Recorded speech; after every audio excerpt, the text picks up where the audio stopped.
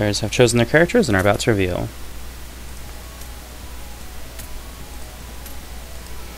Alright, we have... Whoop, didn't need to do that. We have New 13 and Chun-Li. Let's hear it for our gals in blue. And let's update that thing on the side of the screen like I always forget to.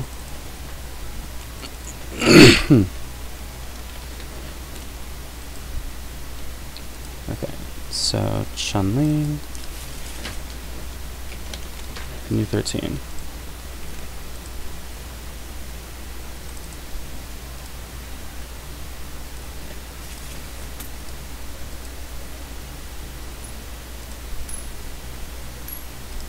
Cool. Coin toss, choose who goes first. Make sure I remember to unmute myself, I did. Alright, looks like New 13 going first. It's always kind of an intimidating prospect. Most characters are pretty afraid of New playing something like a Grasp on turn 1, thanks to her character ability, allowing her to extend the range of any attack by +3 to 4. That's two numbers. That means that +3 applies to the minimum range, +4 applies to the maximum range. Every range in Exceed is effectively two ranges, so Grasp has a range of 1, but that means a minimum range of 1 and a maximum range of 1. Whereas Spike has a range of 2 to 3, minimum range 2, maximum range 3. You get the idea. So the +3 would apply to your minimum, +4 to the maximum. So if you played this, if New were to pay a force when she sets Grasp, her range is 4 to 5. If she pays a force when she sets Sweep, her range is 4 to 7, assuming that I can do math. Alright, case in point, she is going to strike, sets her attack, and pays a force. Discarding Sword Dance. We'll see what happens. If this is a Grasp, it's basically unbeatable. You can cut your losses pretty easily, though, and it's fairly expensive for her. It is Grasp. Ooh, calling out the cheeky play. So Chun-Li defending with a dive indicates that she was concerned about getting hit by a sweep, a focus, another slow move, which some new players will use as a mix-up threat against opponents who get a little too confident in their slow defenses. Alright, Chun-Li boosting Run, advances 3, decides not to retreat with her ability, which, you know, makes sense, because why would you advance 3 in order to retreat 1? As a reminder, resolve a boost means when a boost enters play after any immediate effects. So she could, for example, advance 3, then retreat 1, with the effect of Run. Again, that's a little silly, but it's pretty funny to do, and if you're using it to get out of the corner, it's actually great. Alright, both players prepare. Yeah, so notably, range 3 means that New's character ability is not particularly useful. Even a range 1 attack is going to have a minimum range of 4. Can I zoom the altar? Absolutely. Yep, you can see that that New made use of the back replacer and the front replacer. Well, you can't see the back yet, but pretty safe bet here.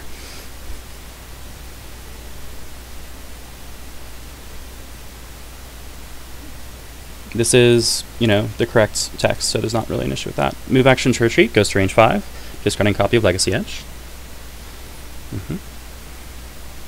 Now, Chun-Li has good reason to be less afraid of New than most characters, since she has pretty decent ranged options. She has Spinning Bird Kick, and she has Kikoken.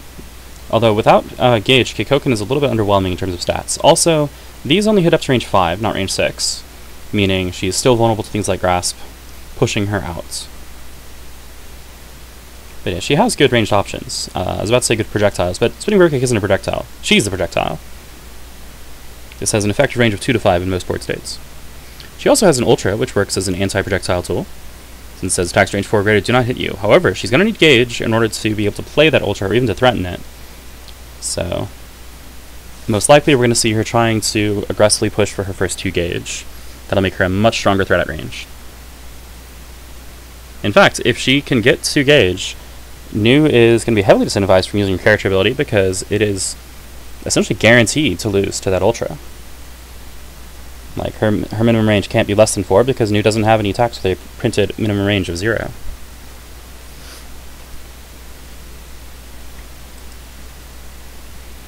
Alright, another run. That is both copies of Crossdown very early.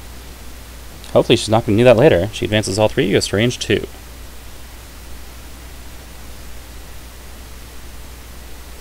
Alright, New doubtless not thrilled to be pressed and cornered in this way. Gonna boost Alter Space, +1 speed, hit, you may push or pull 1. occasionally misread as a now effect, but that is a hit effect. Turn goes Chun-Li. Well, with speed in play, things are a little bit dicier. Chun-Li has a pretty healthy supply of boosts of her own. Many of them, however, only provide minor stat edges. She actually also has a +1 speed boost, albeit with different text and the rest of it. So if she starts down a boost, it's a little hard for her to catch up. Now she does have a stun immune boost, but actually that would be on that ultra I mentioned earlier, so sacrificing copy this ultra to play Faultless Focus would be a big deal. Now there's a lot of interesting decisions here on the Chun-Li side of the fields. Trying to figure out exactly how to manage your resources, exactly what you want to retain for late game, how willing you are to commit things early game. This is the kind of depth of play that I personally really love about Street Fighter characters. And Street Fighter characters give you a lot of tools and a lot of mix-up options. Repeating attack, alright, so this is an after effect. After, if you hit, you may return your attack to the top of your deck and now discard your gauge. Okay, so she's reasonably confident she can call the next mix-up correctly. And when she does, she wants to be able to play her card twice, basically. Alright, looks like new preps, taking her to hand size of 7. Both players with 1 boost in play and 7 cards in hands. Someone's about to overturn the status quo, but it's hard to say who. Yeah, this is neutral. Exceed is a fighting game like any other. Players are currently jockeying for an advantage, presenting threats, and then trying to answer threats. So that +1 speed says, I'm pretty confident that I can hit you first, and I want to try to get you out of my face. Boosting repeating attack in response to that. Oh, sorry, I lagged for a second. Boosting repeating attack in response to that indicates she's just not afraid. She's confident that she can play the correct response to whatever new throws.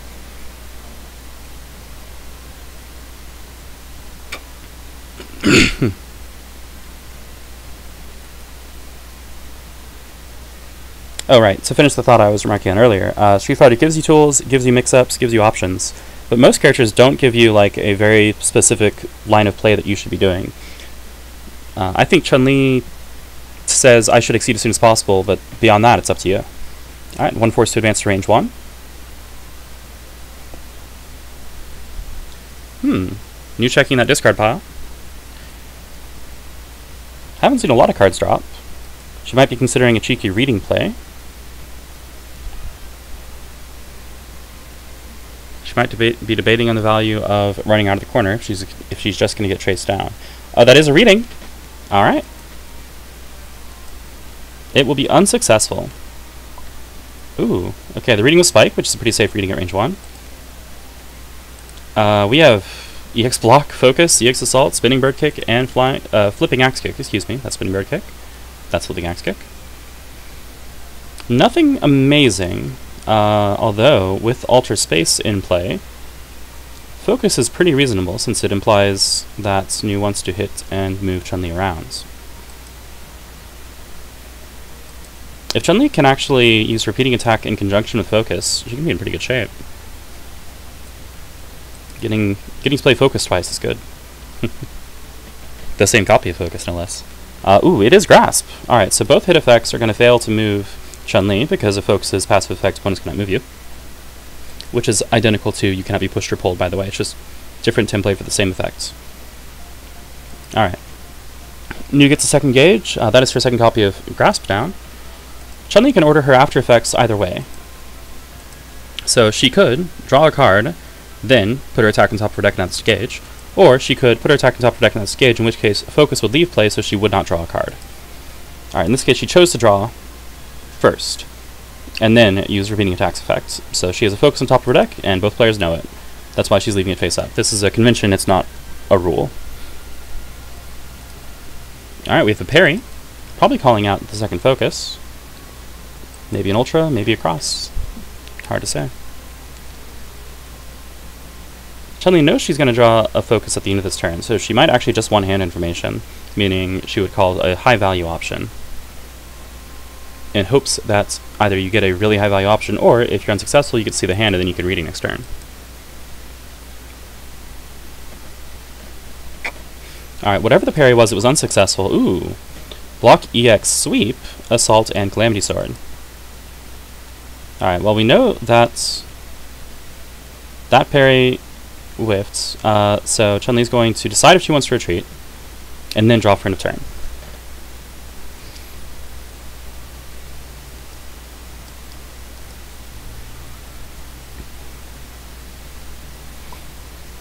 Chun-Li writing down Nu's hand.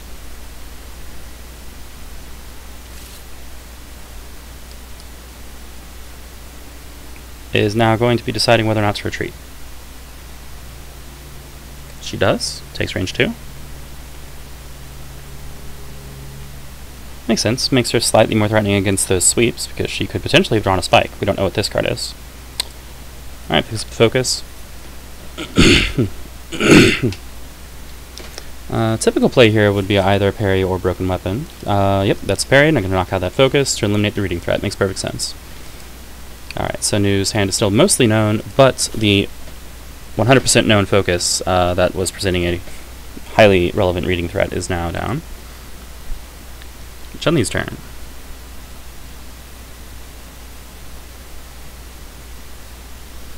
Alright, ignore guard, now strike.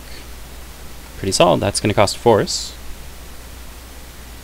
Looks like she is preemptively choosing that she wants to retreat. Alright, paying with the block. And setting almost certainly EX assaults. Although I think it's technically possible that it's EX slipping axe kick. And we have a wild swing response. Yep, it's EX assaults. That is an invalid legacy edge, that costs 3 gauge. Alright, dive going to lose speed, get hit for 5, and Chun-Li now has 3 gauge because of the hit effect on guard crush.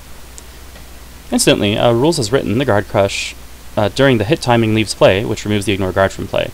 There's a universal errata on all effects across all of Exceed that are templated like this because it's strictly an error. The intent of those effects is that the hit effect gives you the passive. The passive is not supposed to leave play. So that boost actually reads, now strike, hit, ignore guard, add this to your gauge.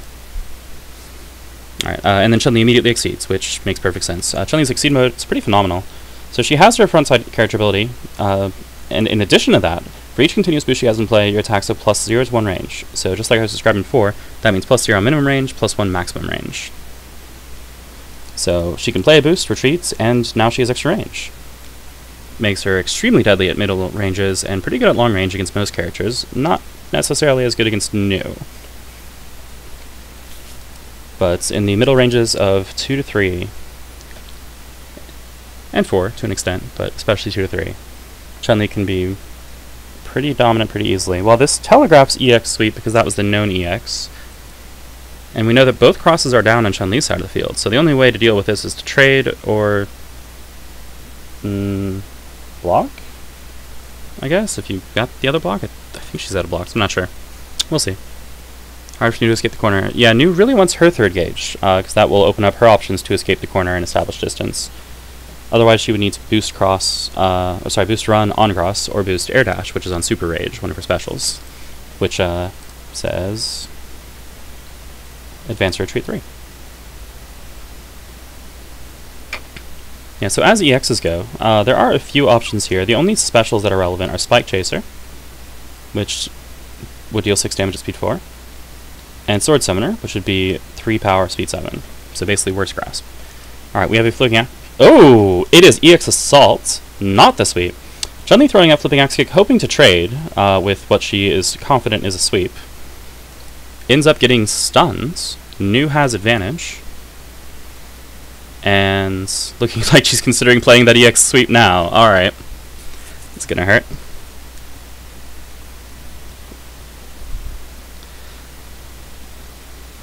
Unless it's another different EX, but I think her options are now pretty limited, because a lot of that hand was known.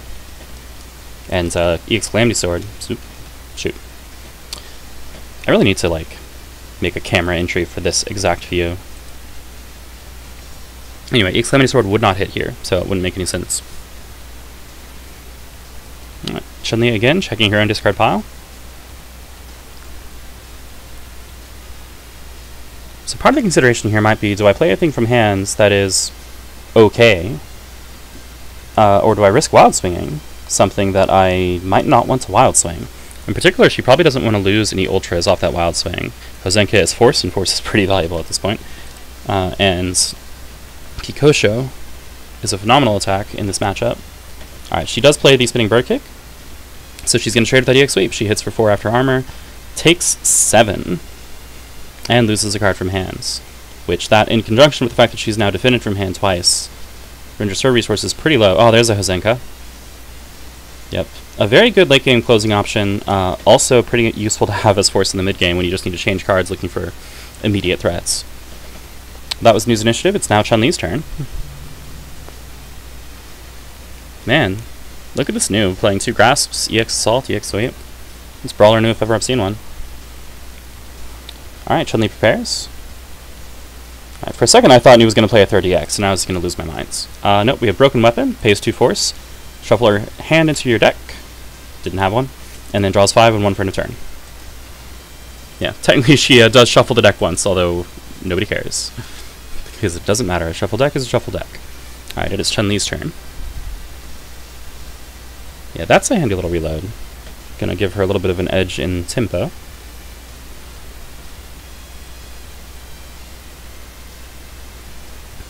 Chun-Li now in an awkward position. If she can get at least one continuous boost into play, she becomes a bit more threatening. 1 copy of Calamity Sword is down. However, Chun-Li's probably reluctant to move to range 2, just because suddenly you might get a sword dropped on your head.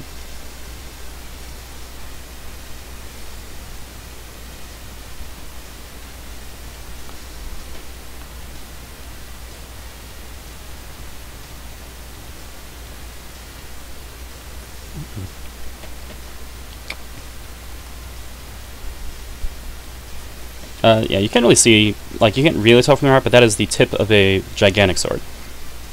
New wield swords, since she is, of course, a ranged character who wants to stay at long range. Swords are her preferred weapon.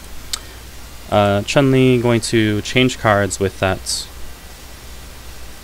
Chykka and I think something else? I glanced away, excuse me. Alright, looks like we have a reshuffle action, now threatening that Astral. Oh boy. Where's our Astral reference? Here we go. Sword Destruction. Speaking of dropping giant swords on people, here's an even bigger one. Potentially hitting for up to 13 damage. She really wants Chun-Li to feel like she needs to back off.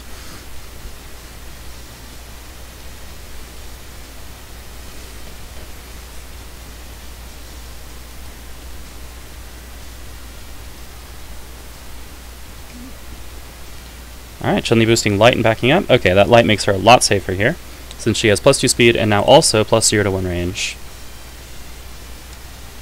She can actually contest something like Calamity Sword, since her grasp... sorry, Calamity Sword, this one.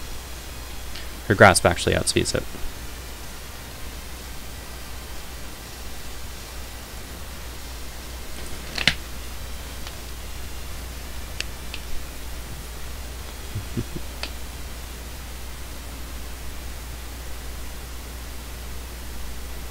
Yeah, for those not familiar with Blaze Blow's property, it's a running joke that the ranged characters use swords, the melee characters use guns.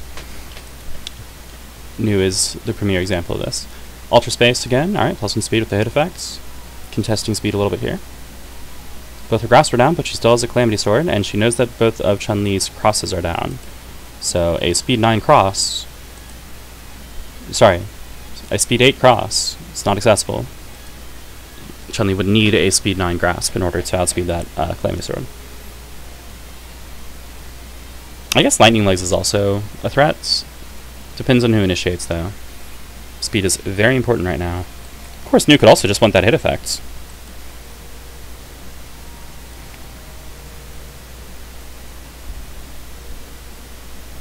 Chun-Li's turn.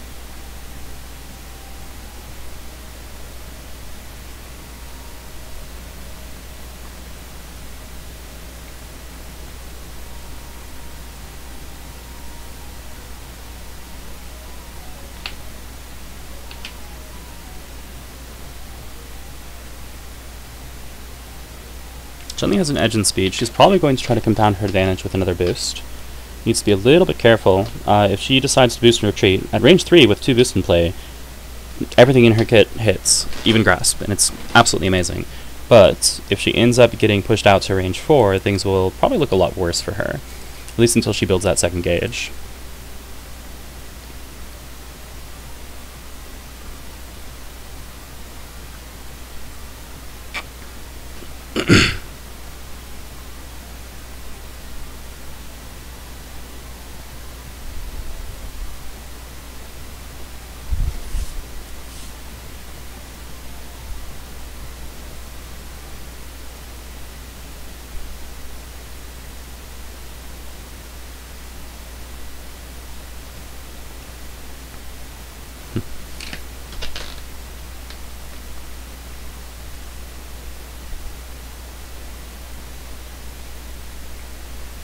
Chun-Li trying to figure out how to escape the situation, or how to compound an advantage that Nu then cannot contest.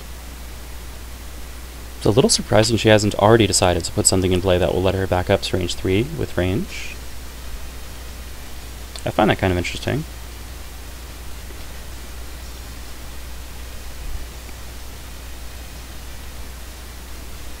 Suggests that she might not even have any continuous boosts in hand, although the odds of that would be very, very low. All of Chun-Li's specials have continuous boosts, if I recall correctly. I guess I can just go check. Continuous, continuous, continuous, continuous, continuous, and then ultra, and then continuous. Alright. Oh, here we go. Oh, second... Nope, I misread that. That's swift attack. Okay, we have not seen one of those yet. First couple of heads up drops. She now has +3 speed, +0 to 2 range. So everything hits, and also she is really fast. Haha! Nu going to range 1. You love to see it.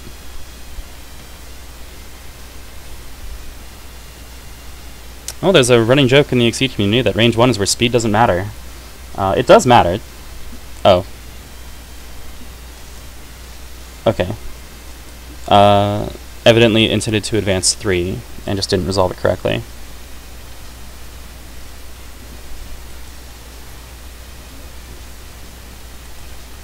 Presumably the opponent gave permission. They are in voice together, so they are communicating with each other during play.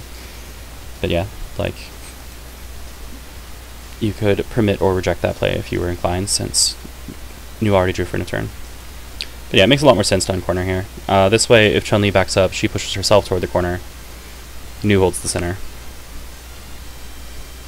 As in most fighting games, you usually don't want to be cornered. Exceptions include Vega.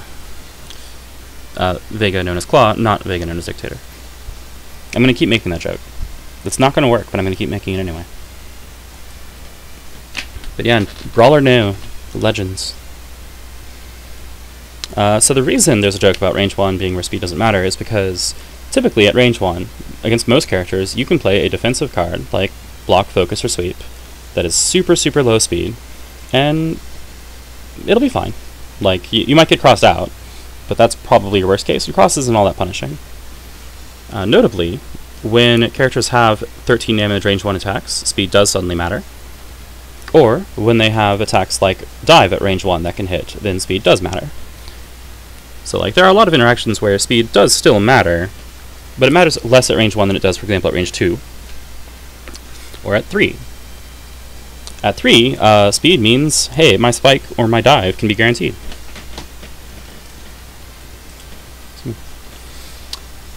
Alright, overhead. So ignore armor now. Oh, sorry.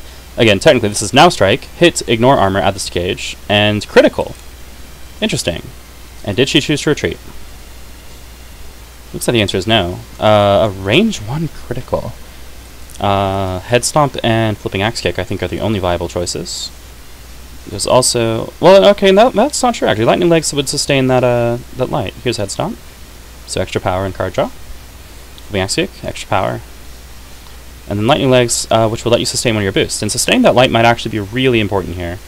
So I think lightning legs is the likeliest play. It does very little damage though, so if Nu has a defensive option. Oh, interesting. Sword Dance. Okay. So Sword Dance going to get stunned by that head stomp. So she was hoping for either the lightning legs or the... No, just lightning legs, I think. So that she would be able to get her before draw 2 effect.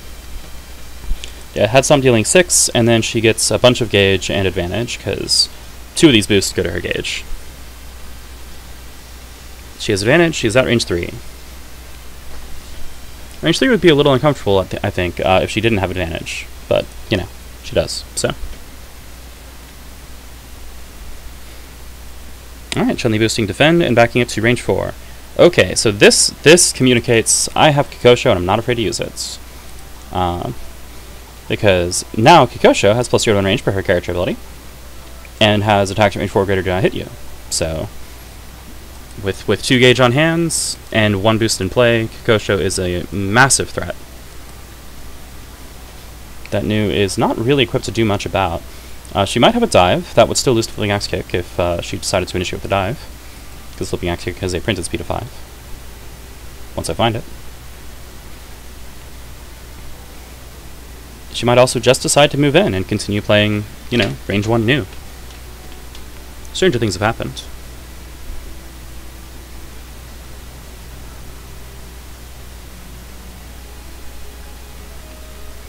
There's a lot of potential ways to deal with this.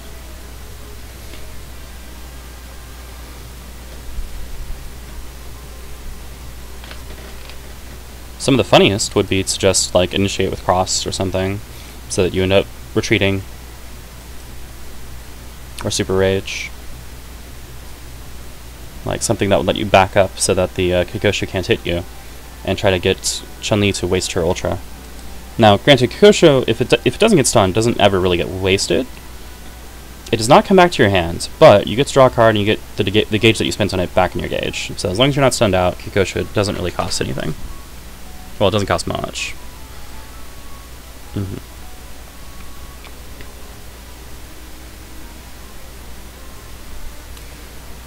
Alright, boosting Luminous Slave.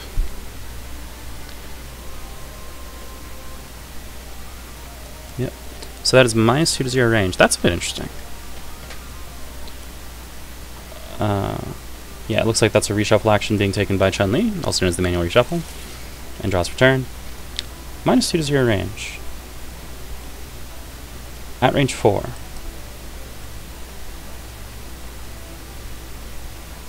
Well, both assaults... Well, actually, that's not necessarily true, is it? Yeah, since she reshuffled, so she could have an assault. Looks like she's going to strike with her character ability. So, the minus 2 to 0 combines with the plus 3 to 4 to become plus 1 to 4. Huh. So yeah, this could be an assault. This could also be... This could be many flavors of mix-up, let's put it that way. At range 4 to 5, well, 4 to 7, but especially 4 to 5, Nu tends to be dominant. So she is in control of the mix-up situation here. Chun-Li basically has to make the call, is she going to play something like a defensive projectile, which I'm not sure if she even has one. Well, she reshuffled, anything's possible. Or, is she going to play that Kikoshu to be probably safe, but not guaranteed. Now, Kikoshu's greatest risk here is not really that it gets hit, because you still have defend at least, but that you lose value, because if it whiffs, you're going to be real sad. And Nu still has access to things like Super Rage, which has a retreat effect. Where is it? Spike Chaser, which has a retreat effect. And potentially Cross, which of course has a retreat effect.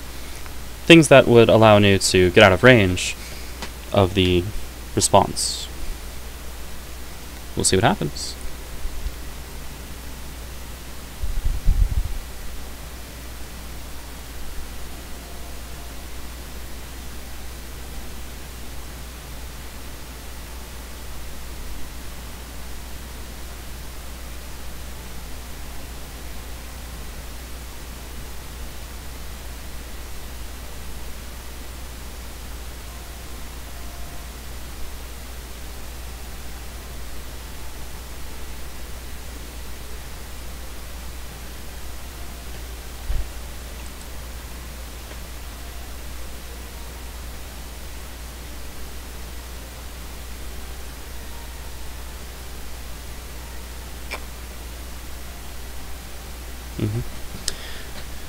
Yeah, it is still game 1. Notably, these are both zoners. These are both characters who tend to be playing keep away, going to long range, playing pretty defensively. So this is pretty much the slowest possible matchup of these two teams. It is the assault. It is a spinning bird kick. Okay, calling... Interesting, yeah. So the spinning bird kick, probably to try to cover that retreat, is also going to work just because of the sheer amount of defenses here. Assault hits for 3 after armor. Spinning bird kick then advances 3, and then must push or pull 2. So she's going to give Nu either range 1 or range 4. And Chun-Li herself will be in the center of the board.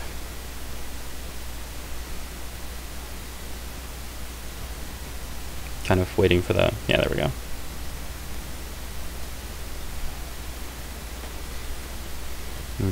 Hits for 5, and then either push or pull 2. That is not 2.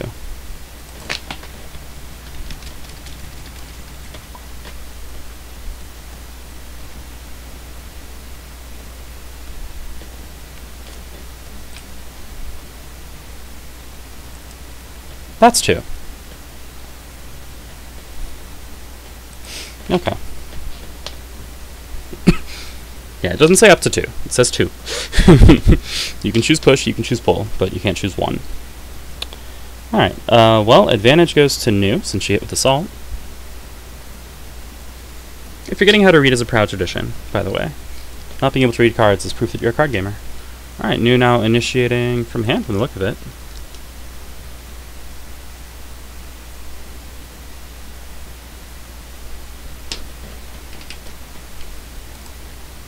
Five gauge. Now she still has, excuse me, this in hands. Not see that sort of destruction drop. Looks like she's going to exceed.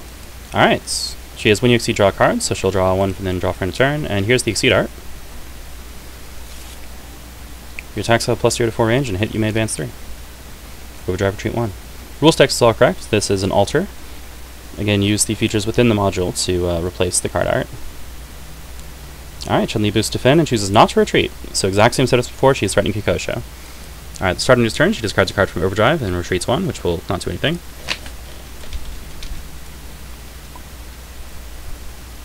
Yeah. Doesn't really matter much, but you do have to discard it. Okay. Initiating, yep, everything in the world hits. So the question is this going to be a Kikosho trying to dodge? Yeah, it is. Alright, so the Kikosho is going to kill. Because Super Rage misses. Due to the text range 4 greater and hit you. Yep. If the board state had been reversed, things would be different here. then Chun-Li, then Nu could back up to range 5 and evade. But yeah, alright. Chun-Li deploying that Kikosho at the right time. Save that threat probably the whole game to make sure that it would do its job. And she will deal lethal. Game 1 goes Chun-Li. Chun-Li being victorious will now be eliminated.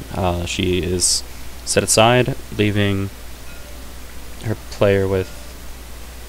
I'm assuming they're just chatting about the result of the game. So yeah, I'm going to switch back to the interstitial.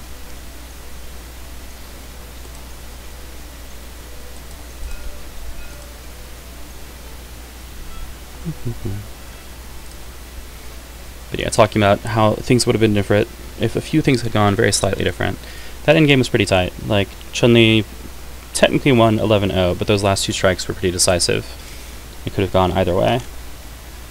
Plus, you know, at 11 life, you are very much within 1 hit of death, thanks to that Astral. Don't get hit by the Astral. Astral Blindness kills. Chun-Li did a good job of not doing that, so kudos. Gonna just update the overlay, even though you can't see it, because I want it to be correct.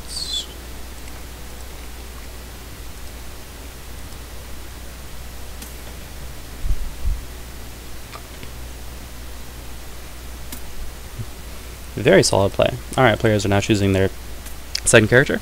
So Chykka has Iaquis and Treasure Knight available. Petersonian has all 3, Nu 13, Luciya, and Vega available. Players have already chosen their second character.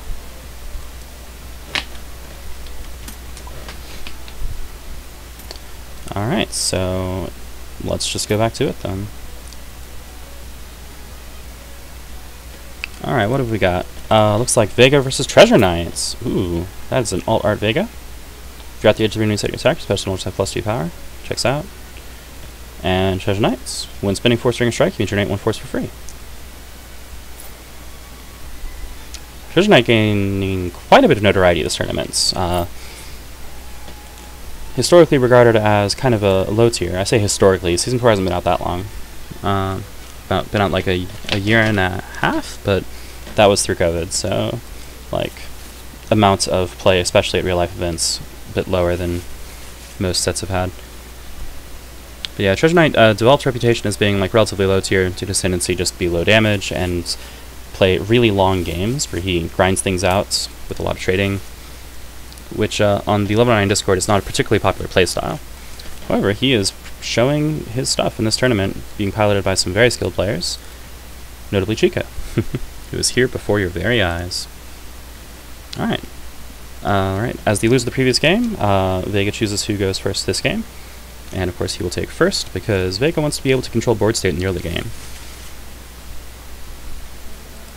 Oh, I should update the thing. See, I said I keep forgetting.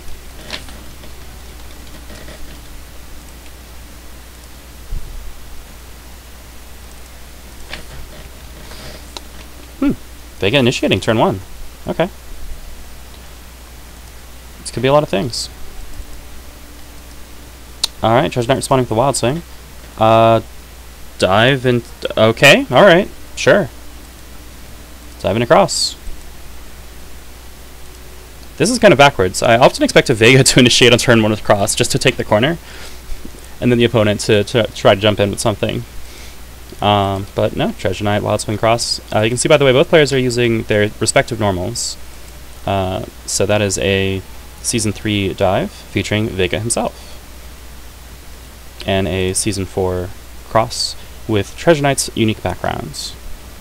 Treasure Knight actually probably has some of the coolest art in Season 4, in my opinion. The normals in his deck use this background where it's above ground, or sorry, above water.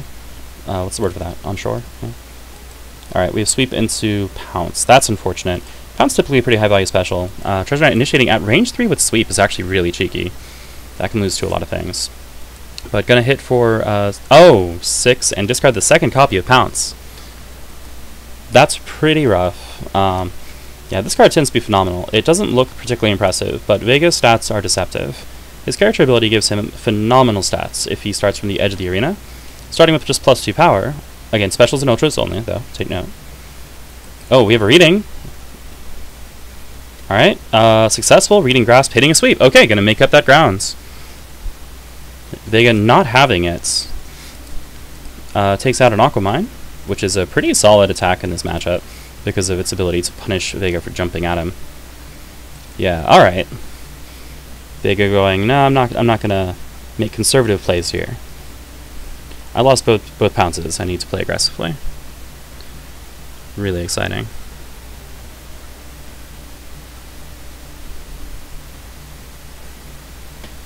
Alright, it's now Treasure Knight's turn. looking a little less sure of himself now. Range 3 pretty solid for Treasure Knight, not amazing for Vega since Vega's not at the edge of the arena.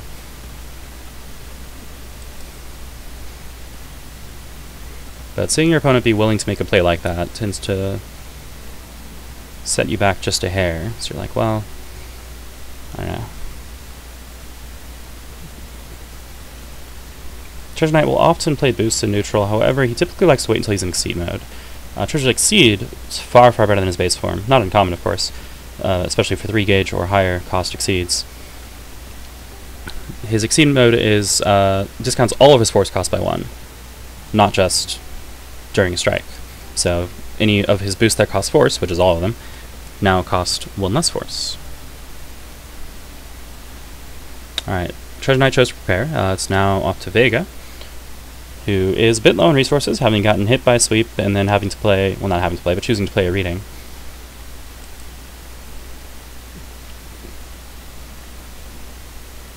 I think you're probably a little bit less reliant on resources than Treasure Knight at this point in the game.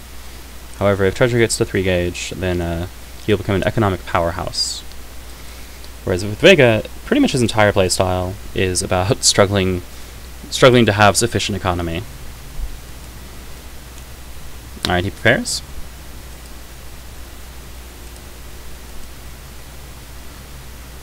Yeah, Vega has amazing payouts. I've historically underrated him because his printed stats are kind of bad, and he tends to be kind of spike-shaped in that he just destroys things that are slower, but struggles against faster things. However, realistically, if you get in the habit of exceeding his Vega, then his stats can become uncontestable. And then I don't like him for a different reason, which is that I don't really care for checkmate characters. He can set up a lot of checkmates. Alright, boosting High Tide, discarding copy of Grasp to get this before effect and also +2 armor. Alright, well this suggests something like a treasure coin in hands, possibly a spike, since the before effect is most useful on cards that have a min range of 2. Alright, Vega preparing. Okay, now with 7 cards in hand, Vega has options. But yeah, Vega has a million things to do, he just does not have the gauge generation to do all of them. A friend of mine refers to him as being like a Red Horizon character in Street Fighter, because getting to that Exceed ASAP is really high value. Alright, Treasure Knight initiating. So again, Telegraph here is going to be a spike for a treasure coin. Looks like it's Assaults. Oh! Daring to play the Anchor Launch, that's bold. Yeah, Assault comes in, hits for nothing, but hits. And then Anchor Launch with the after effect, if the stack did not hit advance 4, 5, or 6, Treasure Knight could pay 2 force, which is discounted to 1 thanks to his ability, to push Vega 1, but elects not to, apparently. That could be relevant.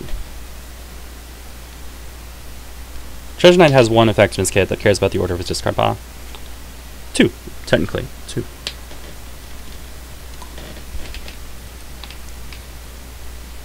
Vega has nothing that cares about the order of his discard pile. But, you know, we're in elimination. It's worth maintaining that kind of thing. Alright, so yeah, so advanced 1, 2, 3, 4 spaces evidently. Vega now only 1 space away from the corner, probably looking at the hand going, alright, what do I want to pay is 1 force to back up? Yep, there it is. Alright, discards a copy of Sky High Claw. What an attack. Again, looks underwhelming. 1, 4, 3, right? Before close 3. This is like worst dive. But with crit, it's 6 power, and actually with your character ability, even without crit, it's plus 3 power. So that is probably an 8 power attack, which is just nutty. Alright, Treasure Knight paying a force to play Diving Suit. When you're hit, you may pay 2 force plus 3 armor. Yeah, this looks familiar to the Chykka play with Treasure Knight that I've seen so far, which is keep your armor up, just outtrade. Like, be willing to trade all the time, but outtrade. Alright, Vega initiating at range 5. At 5, he actually doesn't have a lot of options. This mostly suggests a block or a Rolling Crystal Flash. Rolling Crystal Flash would close 3 and then push 3, and would be 5 power. So Treasure Knight would take maybe 2 damage. It is the block. Okay, Treasure Knight playing Treasure Coin, which will still be able to hit if he wants to. He will have to pay some actual force, though. They're at range 5. And as a before effect, Treasure Knight can pay up to 3 force for plus 3 to 1 range and plus 1 power each. So if he pays 3 force, this will be a range 2 to 5 attack. Remember, the range 2 means range 2 to 2, so plus 0 to 1 makes it 2 to 3, plus 0 to 2 makes it 2 to 4, plus 0 to 3 makes it 2 to 5. Alright, now, Treasure Knight's ability lets him generate 1 force for free. So, like, this becomes 2 to 3 with 4 power automatically, quote-unquote. The question is he going to pay 2 more force just to get that hit? I think most Treasure Knight players would, because generating gauge is just so valuable. Yep, there's an Ultra to pay that remaining cost. So total 3 force spent, that makes that 6 power. Vega now deciding what he wants to pay, because obviously Vega doesn't want to get stunned here. He played block because he wants gauge. Yep, discards a copy of, which one is that? Bloody High Claw. Very good Ultra, but we know that Vega's not going to play Ultras for a minute here because he just hit 3 gauge. Treasure Knight really wishing he had 3 gauge himself so that he could exceed and pull Vega out of the corner. Looks like that's a change cards. Ditching, I think that was a Scuttle Slam and a Spike. And Vega exceeds, yep. Alright, so here's what I'm so hyped about. If you're at the edge of the, well, okay, the art's also really cool. But apart from the art, if you're at the edge of the arena when you set your attack, your specials and ultras have plus 3 power and plus 1 speed. I'm a big fan of speed. I'm also a pretty big fan of plus 3 power. 3 is a big number. Alright, Treasure Knight prepares, Vega boosts Fierce. Oh my goodness. So Rolling Crystal Flash, normally an underwhelming attack, that is just really fast but doesn't hit very hard, is now sporting 8 power at speed 6. That's extremely silly. My goodness. I think the only thing that could really go wrong for Vega here is that he might lose some payouts against Treasure Knight's blocks, because Treasure Knight, you know, by default, thanks to his ability, has really sturdy blocks. Most characters, Vega doesn't care if they block because they're going to lose so many resources that it's still worth it. Treasure Knight might be able to grind things out here. That is kind of what I consider to be his, like, typical playstyle. But I don't know. I'm not that good a treasure player.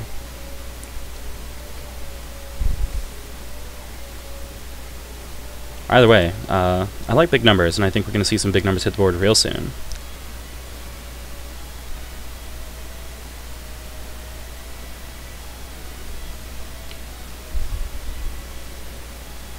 Let me just zoom that alt art again. He's like a matador.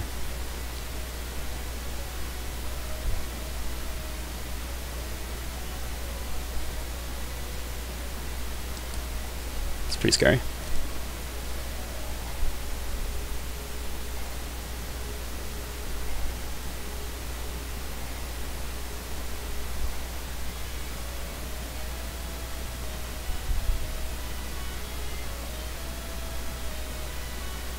Fairly sure it's Treasure Knight's turn. If so, that would explain the hesitation here, because you're up against a Vega who is setting up absolute nonsense. You could move farther away, but then you're under threat of Flying Barcelona, which is even crazier. Let me show you Flying Barcelona. So with +1 speed, this is now speed 4, which is very important for a lot of interactions related to range attacks and the speed curve. But at range 5, so the speed curve is not in true effect. However, you still have to think about when you're looking at what opponents can use to dodge your attacks.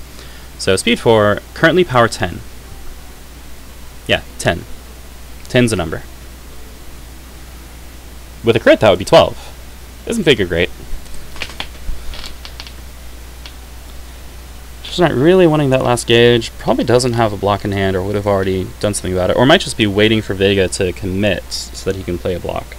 Alright, preparing. Yep. Hand size 7. There we go.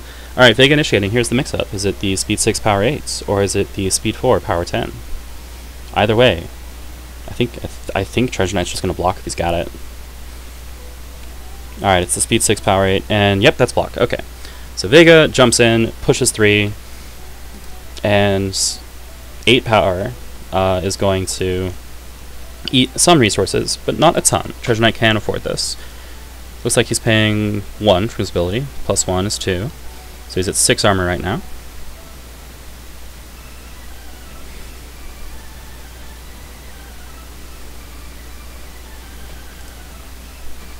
Looking like he really wants to pay 1 more.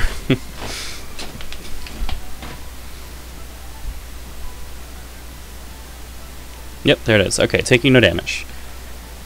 Alright, well that's really good for Treasure Knight. He can only do that so many times. The question is, how easily will Vega get back into the corner? Yep. Alright, so exceeds, pulls up to 3, takes Vega to range 1, says, no, you're not getting out of here that easily. We're gonna play melee a little bit here. Vega doesn't really want to be melee unless he's got his back to the wall, ironically enough. Alright, looks like Vega counting the discard pile might be looking for a reading, might be deciding if it's worth just playing a grasp to try to pull Treasure Knight out of the corner here. Yeah, like I said earlier, it's usually bad to be cornered, right? But Vega wants the corner so badly that Treasure Knight actually would rather himself be cornered than to let Vega have it.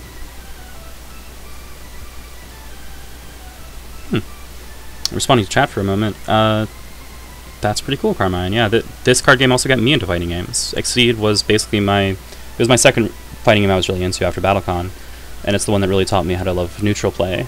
And then I went from here into BlazBlue, and now I like a bunch of fighting games.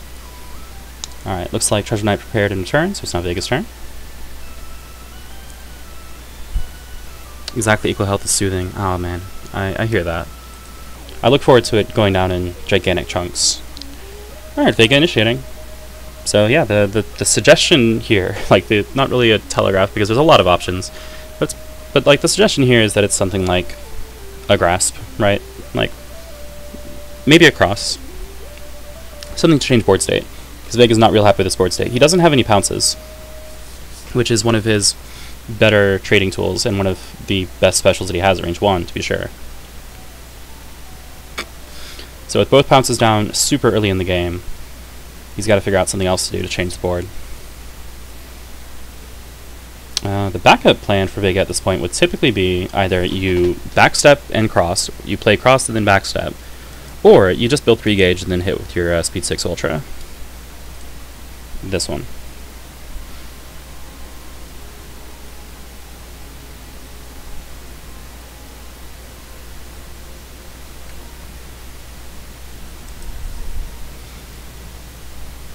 Alright.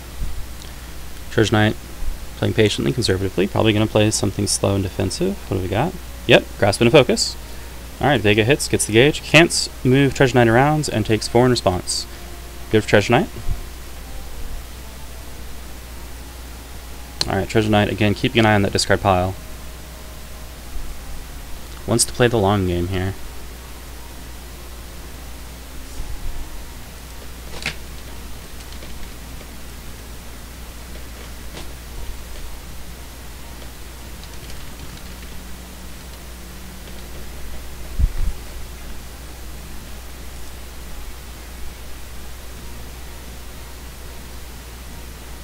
Typically we would see Treasure Knight throw a boost or something, since he doesn't want to leave the corner. All of his special and ultra boosts cost at least 1 force. I think they actually all cost exactly 1 force. 1, 1, 1, 1, 1, 1, 1, 1, 1, 1, 1, 1, 1. Yes. That was too many ones, but you get the idea. Boosting light, which didn't have a force cost to begin with. Well, light's pretty good too. Again, ironically, boosting light at range 1, where speed doesn't matter, is actually pretty darn relevant. It means, for example, that Vega can't really play across reliably to change board state.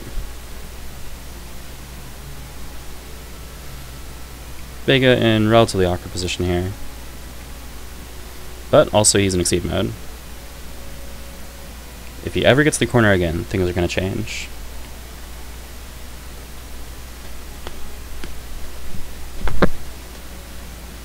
The speed actually also disincentivizes Vega from just taking the move action or boosting with backstep or similar. Or with one of his other boosts that are movement oriented, such as the boost on Rolling Crystal Flash. Like, it feels bad to boost high jump when you don't move over the opponent, but sometimes you gotta. We do what we must.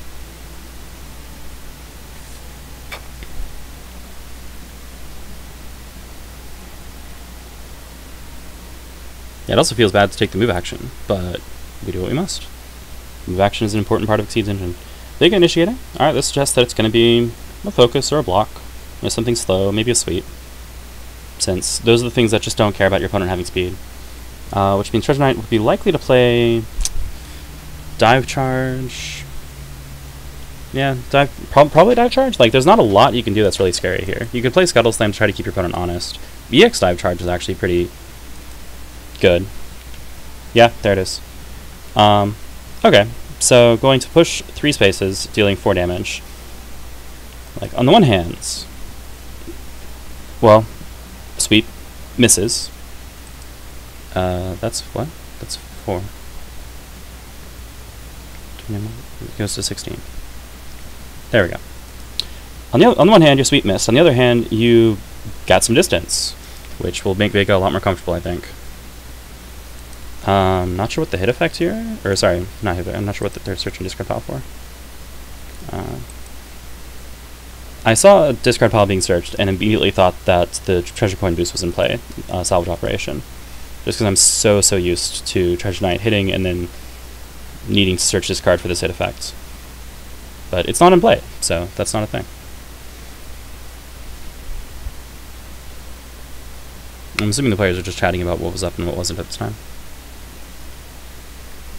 3 power. Well, EX Dive Charge. No, you're right. It still doesn't hard win. It still doesn't hard win against anything. Yeah, because if it hits focus, you get +3 power, and then you have 7 power, and so you still only trade. It really only beats, like, it only cleanly beats sweep here. But my impression is that a lot of Treasure Knight play is not about cleanly beating things. It's about making consistently good trades. Then again, we just saw Treasure Knight cleanly beat sweep, so maybe I'm wrong. Maybe what you do is you make the reads.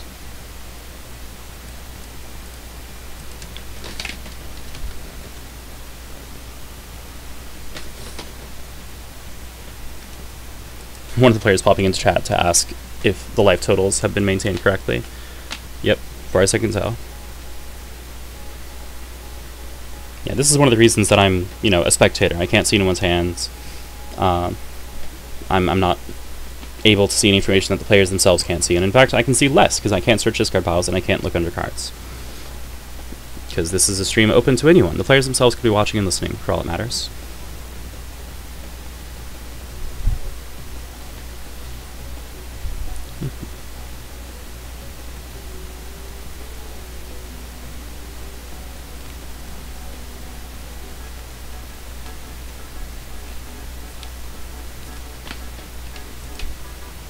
That's a good point, Pingo. Yeah, if you call the sweep, you don't play the EX. You just play 1 copy because you don't need the EX.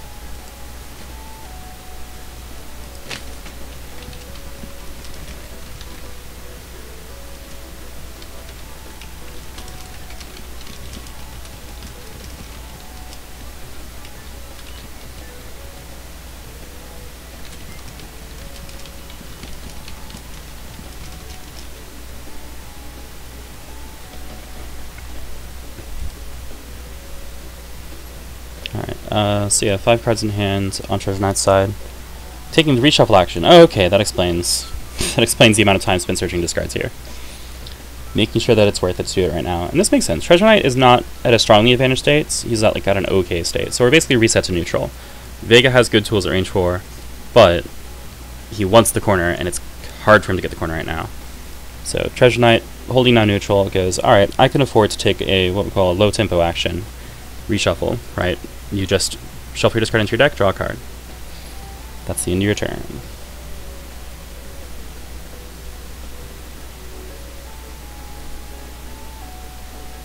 I think the players mentioned that they chose this playmat actually for thematic reasons.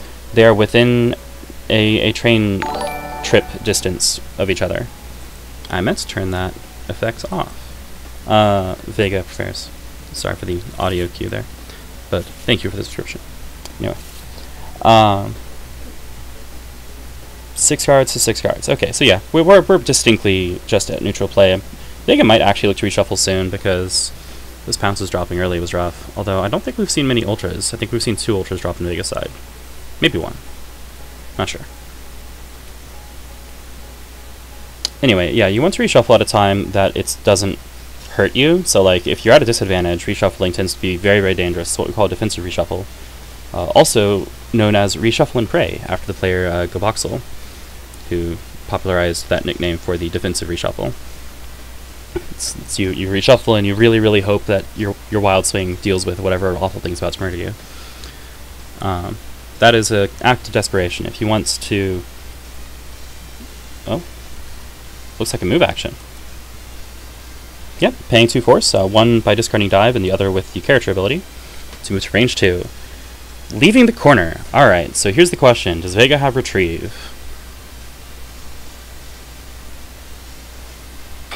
Or high jump, either way. If so, it is a near certain thing that Vega is going to take that corner spot.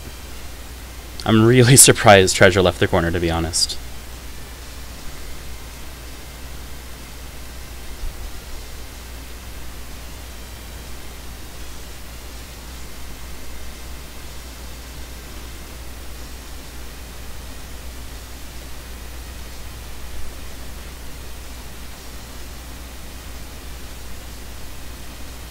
Oh?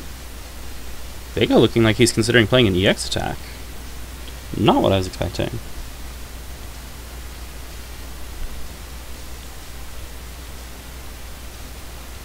Yeah, I do think this is the kind of opening that if Vega can take advantage of it effectively. Like, it feels like bait, right? Like, your opponent steps forward and goes, sure, do the thing that you're gonna do. I'm ready for it. So it feels like bait to walk into it, but the corner is really, really good for Vega. So even if it's bait, it might be worth walking into. On the other hand, Vega could also just retreat 4 spaces. Take the other corner. Alright, there's retrieve. That's what I was expecting. Yep. Move 3, if you move past the opponent, put a continuous boost for discard on play. Probably picking up claw. Yep, there's the claw. Oh, darn it. Sorry. Alright. Fantastic boost. Note that it is put into play, so no cost. Put into play means you don't pay the cost, just enters play. Plus 0 to 1 range, and your attacks are critical. Vega is now an order of magnitude more terrifying than before. I think he is down both grasps, so like not threatening the range 2 grasp, which would normally be a pretty significant deal here, but with plus 3 power, plus 1 speed, plus 0 to 1 range, and critical, that usually means his specials are going to work out to being absolutely stupid, insane nonsense. This, for example, is speed 7, power 6. This doesn't hit, sorry. This is speed 4, power 8. Pounces tragically down. But yeah, retrieve is phenomenal. Alright, so now the question is, Treasure Knight had to know something like this was going to happen. So, what's the play? Now, he dropped a dive, so probably isn't going to tech unless he held the other dive. Is it going to be a reading? Maybe the other block? Maybe just playing across because he knows full well that Vega's grasps are down, and he doesn't think Vega's going to play a Scarlet Terror, which is that printed speed 4 special that has the crit plus 2. Where is it? That one.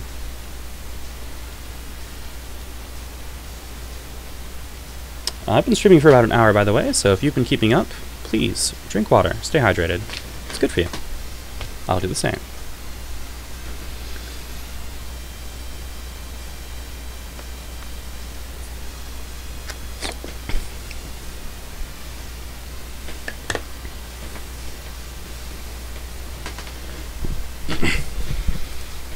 The other question is, like, did Treasure Knight not actually see this coming? Looks like he moves into range 1. Okay. Going to make that range a little bit less relevant, and it looks like Vega choosing to take the reshuffle action. Yep. Pick up those pounces.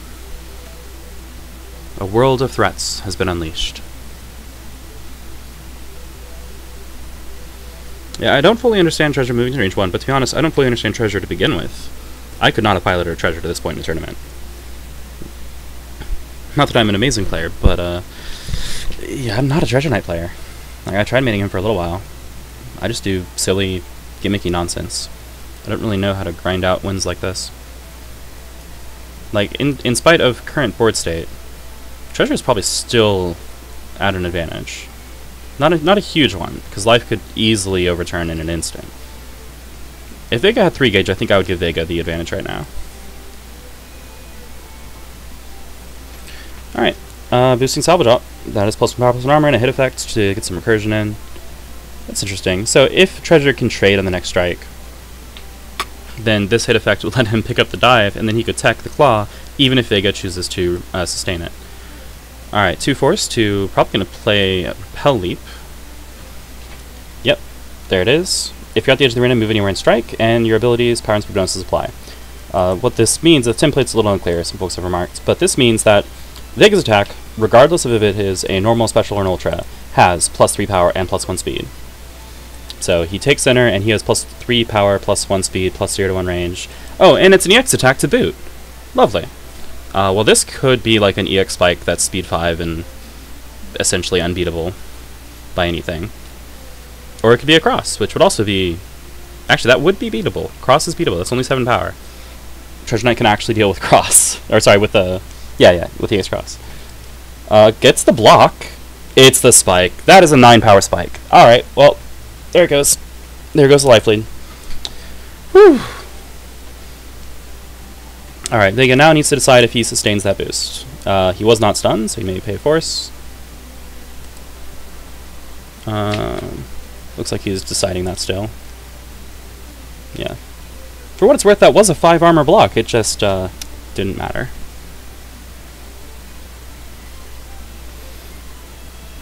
Yeah, unfortunately, Treasure only had 2 gauge, or he would have potentially... Okay, did pay the force to sustain.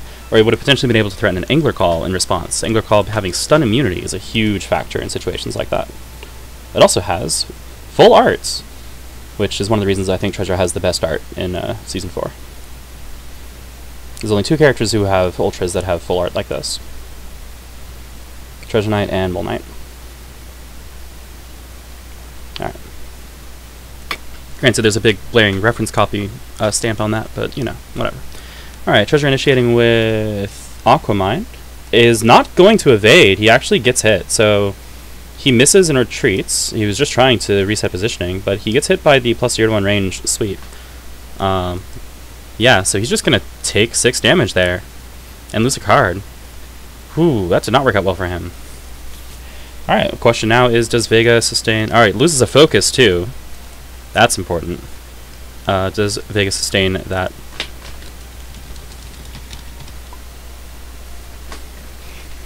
Yeah, so the cleanup timing to sustain this is before the sweep interest gauge. But yes, he does sustain it. That was not good for Treasure Knight, but he has retaken the corner. Might end up being worth it.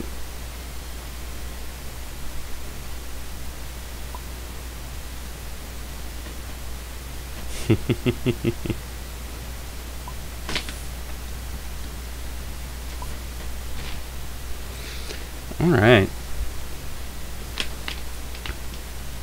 Well, it is Vega's turn. He is now completely strapped for resources, but on the other hand, no shortage of stats and threats.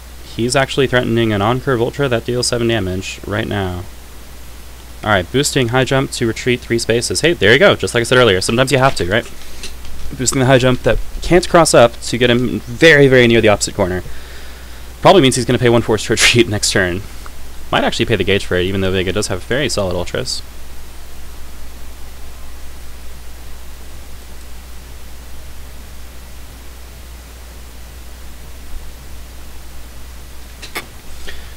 Whew. Treasure Knight has some difficult decisions to make. Like, in terms of board state, Treasure is probably still at an advantage. However, he can't really do anything about it. Range 7 is just not a range where he functions. His longest range attack is range 6.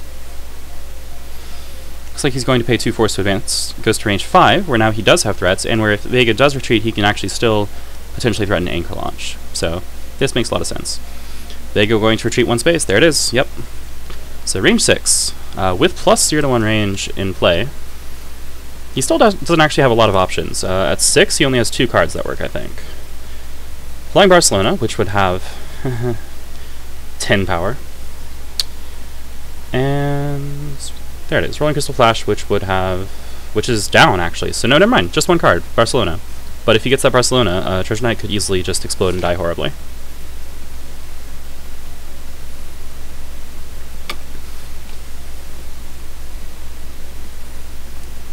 Yeah, if Treasure Knight moves in 1 space, Vega's threats actually multiply dramatically. On the other hand, well, at range 6, Treasure Knight also only has 1 card. So will Treasure Knight press the offensive, gambling that Vega does not get that Barcelona, is the big question here.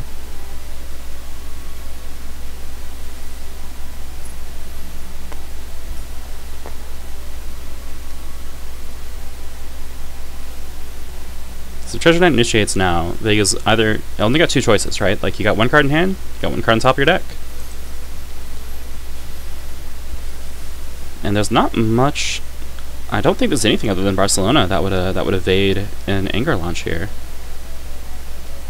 Alright. Treasure Knight initiating. The other factor, by the way, is that Treasure Knight might initiate just to try to force Vega to get rid of his boost. Okay, so yeah, that is Scarlet Terror. Gonna be speed 7. Closes 2, but doesn't hit. Anchor Launch will then hit for 6 and pull Vega to range 2, discarding the card from his hands. Yep. Vega was stunned, so he cannot sustain his boost. Okay, that shifts things back into Treasure Knight's favor.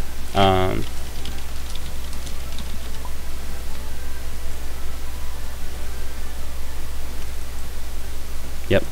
Ooh, that's pretty pivotal. If not for that hit effect, Vega would have definitely boosted that retrieve. So the question now is, change cards, prepare, wild swing. Looking like a change cards. Yeah, change cards 3. Alright.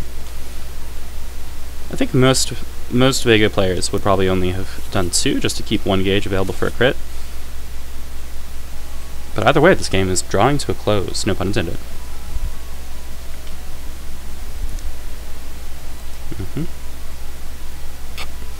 Vega wants to get lethal out very soon. Down both retrieves and both high jumps means it's going to be a little awkward for him to retake the corner, and if Treasure Knight decides to back up into the corner again, well, Vega's options are limited. Might have a backstep. I think we still have both Flying Barcelonas on deck.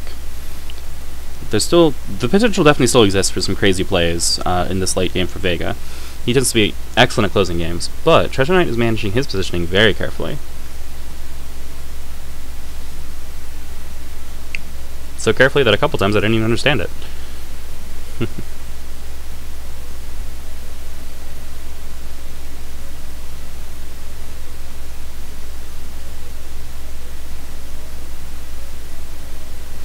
And it's also worth noting that Treasure Knight has 3 gauge now, which means his ultras are online.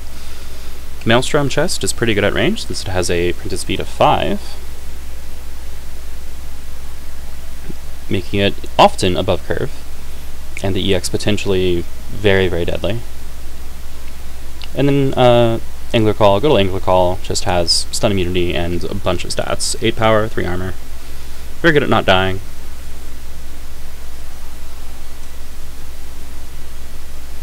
Alright, looking like Treasure Knight took the move action to advance, and then Vega did get backstep. Alright, everything's back online now. Yeah, the action Treasure took was affectionately nicknamed the Ryu action, since he just kind of moved 1 space, paying nothing. Naturally, Ryu can actually cross over the opponent with his ability, because it is as an action you may move one, and Treasure Knight cannot without paying additional costs, because he's just taking the move action. Nonetheless, Treasure Knight took the Ryu action. Alright, well, yeah, Vega's at the edge. Now we are at range 5, so that means I believe Barcelona is the only live threats. But what a threats. Hoo boy.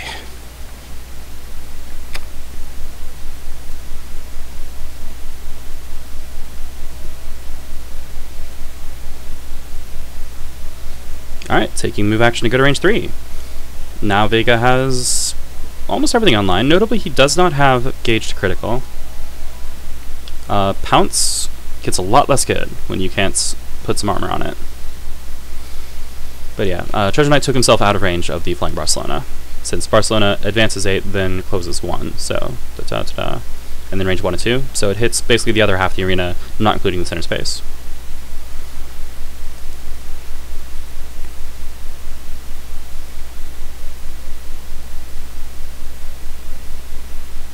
Yeah, I guess Barcelona is an effective range of 5 to 8. It just gets weird when you're not starting at the wall. Reading is gonna whiff. Okay.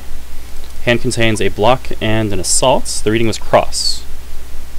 Oh lord. Well, that definitely indicates that it's Barcelona. Yep. Assault comes in, punches Vega in the face for 4, and secures a life lead for Treasure. Alright. Well, if the reading had worked, Vega would just immediately win the game, so pretty fair attempt. It is now Treasure Knight's turn. Going to try not to throw away this this advantage. Yep, boosts diving suit, so now can get +3 armor in the next strike.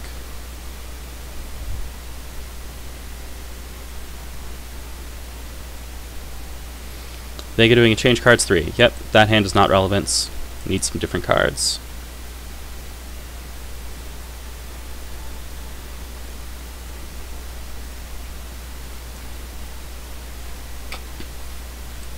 Alright, looks like Treasure Knight is just evaluating what cards are left. 18 cards in that discard pile. The top 2 haven't stacked yet because that's how Tabletop Simulator works. 8 cards in deck. Probably trying to determine, is there really a threat of another reading? I mean, I think the only normal left in the hand is block, so not the biggest deal.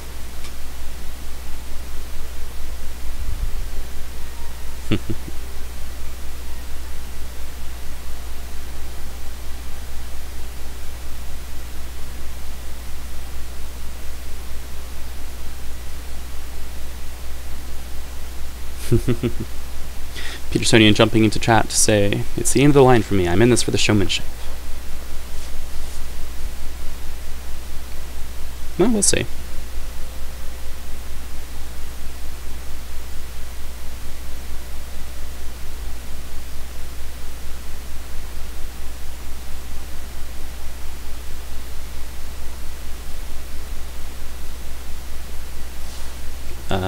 Needs to pick up and drop those cards.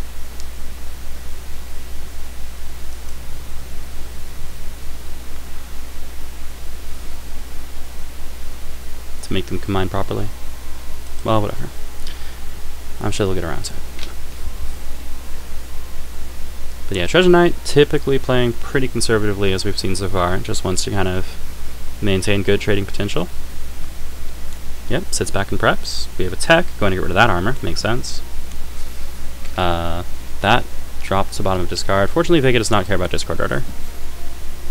Well, no, it drops on top of the second discard pile. Yeah, they just need to pick up and drop it.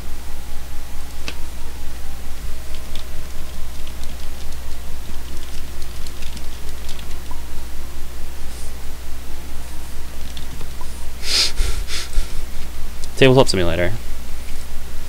It's a wonderful program because it's the best one we got.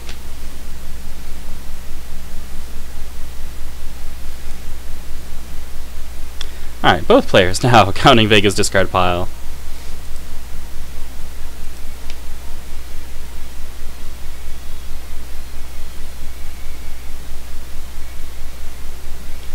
Alright, boosting the other copy of Diving Suit. Treasure draws for turn. Yep. Yeah, both players have reshuffled, and decks are getting kind of thin. Resource exhaustion plays into this in-game state. However, they're probably not going to run out of cards. Like, most players, most games don't end in so-called decking out, where you run out your second shuffle, as it were. But resource exhaustion in the sense that your discard pile starts to fill up with options, and your opponent starts to know what you spent to do what, and more information becomes available. This is important. This is why people don't reshuffle on turn 3 most games. Alright, Vega prepares. Treasure Knight might actually be looking for the deck out victory. Defend, alright, that is potentially 4 armor, 3 guard.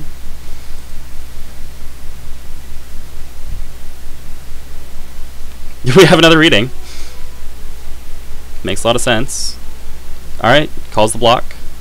Plays the assault. Oh, this makes sense. Yep. So assault gains advantage. So even though this block has, what, 5 armor to start with, and he could have more if he wanted, it's going to get rid of those boosts and give Vega the next turn. Alright, and he has a gauge now. That's an EX. That's a critical EX. That's a critical EX. Oh, no. Yeah, this is a Vega attack. Like, if Treasure Knight doesn't call this correctly, he just dies.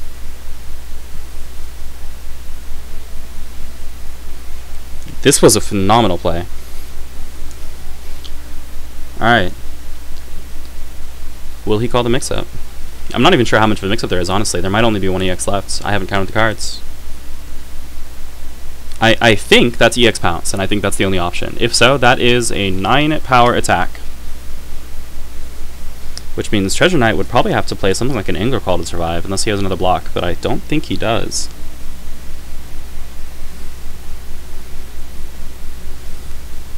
It is the Pounce, it is the Angler Call. Alright, there it is. Yep, so that is a 9 power Angler Call, gonna deal 6 damage and force a random discard. So yeah, discard the extra copy. The card, the assault's technically in discard already, but you know, that was just in play to remind the opponent that the attack is critical. Treasure Knight pays 3 gauge and cannot hit, but on the other hand, doesn't die. No, Pounce does not push. Pounce has before close to hit the opponent's starter card at random. And then Angler Call has range 2 to 4. So, minimum range 2. Alright, yeah. Gets rid of a copy of Dive Charge. Okay. Things are tenser than ever now. Vega actually starting to run low on cards. EX Pounce, while awesome, may not have been efficient. Typically you play them separately. It so happened that Treasure Knight had the armor to survive, and it is now on him to, well, I guess just keep doing that, keep surviving. 3 life left, though. Dicey prospects. Whew.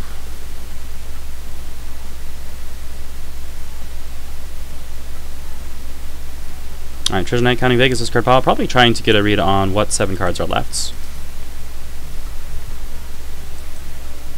It has 3 armor.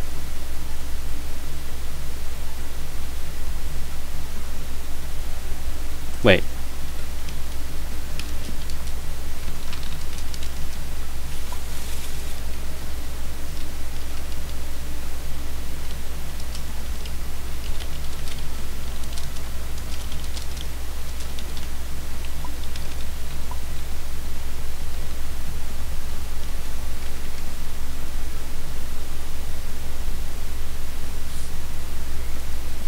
Yeah, I saw 3 armor and I thought 3 life, and I got confused. Good catch, folks.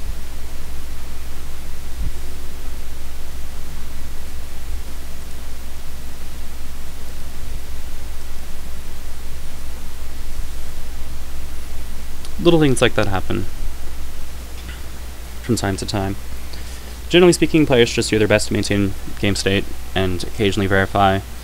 As a rule of thumb, if your opponent does something after you do something, well, then they have accepted that the game state is accurate as far as able.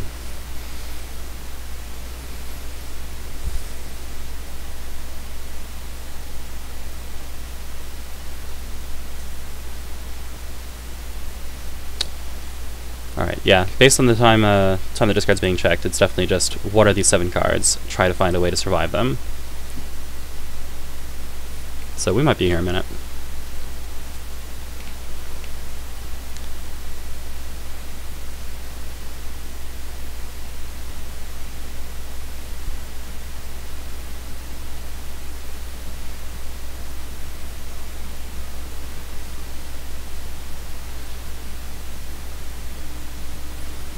Treasure Knight looking like he is sincerely considering retreating. Yeah, goes to range 3. Alright. So real talk. Prepare, boost, change cards, or initiate a strike. And if Vega strikes, he might just wild swing. Boost Claw. Interesting. Okay. Yeah, that's an auto crit and extra range. Makes it harder for Treasure Knight to escape. That's pretty reasonable.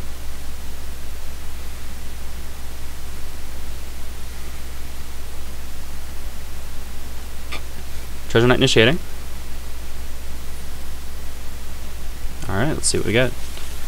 Probably playing across, honestly. That feels pretty dangerous. Oh, no, it's a spike. Alright, didn't expect that. Vega drops to 1. Does not get gauge. Can't sustain the boost. But it's Vega's turn. Depending on what he has left, this may or may not be the time. Does he crit this? Looking like he really wants to initiate with a wild swing here, which I would definitely understand.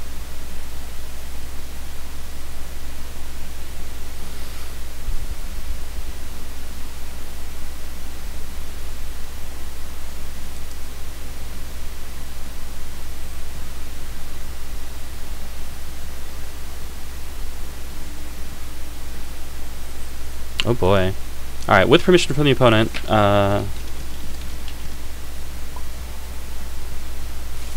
Vega searching his own deck and then shuffling afterward. Nothing has ordered this deck, so.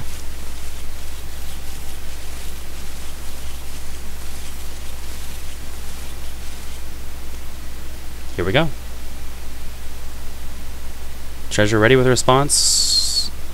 There it is. Alright. Vega whiffs that cross, retreats into a dive. Did we have something that beat a dive here? I'm not sure. Guess we'll never know. Whew. What a game. I think actually even Barcelona lost a dive because it would advance and then... Yeah, advance 8, close 1, dive hits. That makes this positioning actually pretty clever. Alright. Vega actually did manage to exhaust his resources. So yeah, this was a game that essentially went to deck out even though he didn't technically run out of cards. Whew. What a set. Alright. Well, let's see. Da-da-da. Treasure Knight takes it over Vega. That makes us at 2-0 in Chykka's favor over Petersonian. Petersonian eliminated from the bracket. Chykka to continue fighting through losers and hopefully get a shot at the finals. Hope y'all enjoy. I'm going to switch back to our exit screen and close out. Oh no, hold on a moment. Let me see if the players want to chat real quick.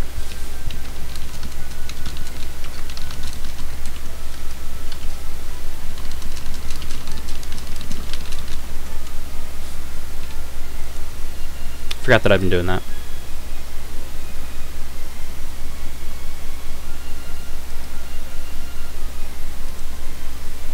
Okay. Howdy, folks. Hello. How you doing, D? Doing great. That was a great set. Thank y'all for having me stream. Happy to be the one to host. Yeah, thanks for streaming. My pleasure. Well, I'm very excited. Chykka has slain my skeletal remains and absorbed my life force. He's now empowered and ready to sweep the rest of the tournament. Perfect. I mean, I think someone in chat said your Treasure Knight's still 100% win rate, Chykka. So yeah, take him to the top. I thought it was gonna. And I thought that was gonna be over with how this game was going. I just made so many mistakes in the mid game. Like I can't wait to go back to the stream to see like how you're gonna point out all the mistakes I made. Oh, there. Well, most of the things that you did, I'm like, well, I don't really understand it, but I also don't understand Treasure Knight to begin with. So I'm just gonna trust you to do your thing. Okay. But this Vega, I just realized like I think I moved out the corner and then I was like, and then when the repel leap came, I was like, oh, I should have just totally reading that spike. I forgot that he could just repel leap and spike me. Yep. And EX spike me, and that was, and then I just made another mistake after that. I took a lot of damage. I don't remember exactly what that was, but solid plays. I love the incredibly cheeky readings that came out through this set. That was just really fun to watch. And I also love the stats on these, like 9 armor blocks and 10 damage threats, and these are silly characters, and it's great. So yeah, Petersonian made a really great play like towards the end there, where he advantage chain my block into the EX. Yeah, the reading block of the assault. It's like, oh yeah, this is it. This is what you do. And actually, I think my thought at the time was like, if you hadn't EX'd the pounce, I think you might have still had the damage to close the game. Like the second copy might have done it. It was really tight. Oh, that's possible. Yeah, very possible. But also, EX pounce is so good. Listen. So good. At a certain point. D, at a certain point, my basic tendencies take over. Oh, I know. And you are very aware. I just want to match this EX. I'm stacking all these defenses on. I'm so ready for this pounce. Nope, I'm not. My biggest hope there was when I was hoping I could land that reading cross and have him throw himself into the corner and get Barcelona. That would have been my favorite possible thing. I mean, I would just love to see a game in that way where the opponent backdashes into a full board attack. It's like, oh, whoops. Yep. And I couldn't. I mean, even the new game, I held on to that Astral way longer than it was helpful because I was sure you were going to try to land that Astral. I was sure. I was also thinking I was playing for style. Hey, that's the. I mean, I was playing to win. There wasn't like I played badly, but I was playing for style for sure. I totally relate to this. Spectacle is one of the main reasons I play, so I had a great time with it. But yeah, Chykka was awesome. Excellent. I'm glad y'all had fun. During the pound strike, I was like, do I just lose here? And then I was like, do I wild swing? Hope like that's. And I'm like, wait, my angler call actually makes me survive. Yep, just enough armor. That's what you needed. It's like, yeah, that armor, that was the thing that you needed. It's amazing. Oh man. Well, if y'all have not been staying hydrated, I will admonish you as well. Drink water. You were playing for an hour and a half, but thanks. That's a great set. Treasure Knight struggles with that. Valid actually. Good point. But I'm going to duck out and close down the stream. So, till next time. No problem. Enjoy my life force, Chykka. May it serve you well. Thanks for the games, Petersonian, and thanks for streaming, D. Yeah, absolutely. See you later. Alright. Well, as you heard me say, time to close out.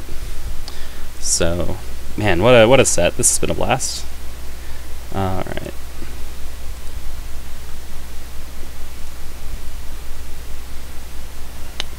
Hopefully I'll get to stream again tomorrow, actually. We'll see how it goes. Not the same players, though.